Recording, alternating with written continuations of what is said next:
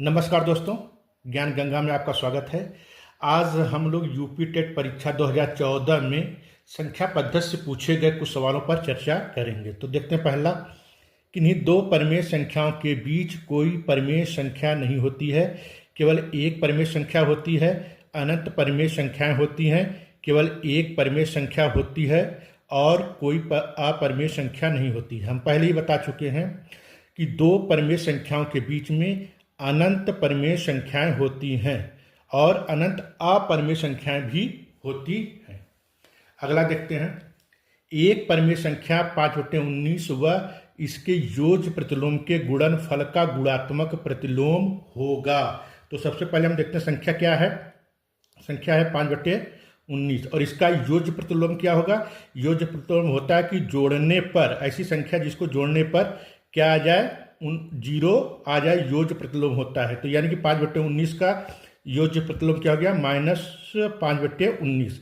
अब ये कह रहा है कि दोनों का गुणा करने पर 5/19 और -5/19 का गुणनफल का गुणात्मक प्रतिलोम, गुणा करेंगे क्या आ जाएगा, -25/361। अब कह रहा है कि गुणनफल का गुणात्मक प्रतिलोम। गुणात्मक प्रतिलोम क्या होता है, ऐसी संख्या जिसको गुणा करने पर एक आ जाए।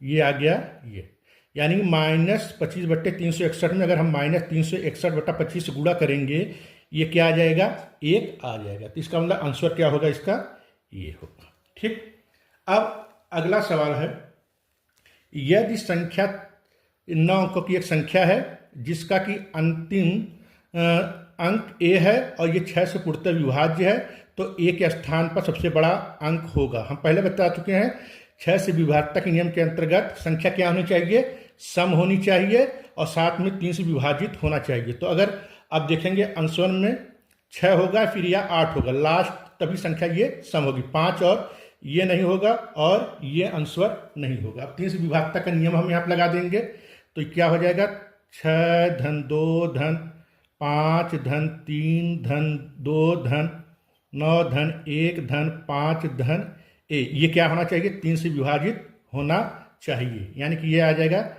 33 धन a 3 से विभाजित होना चाहिए।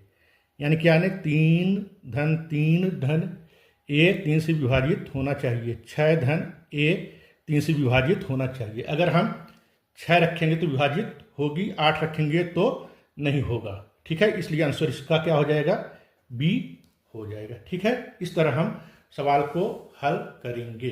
थैंक यू, धन्यवाद।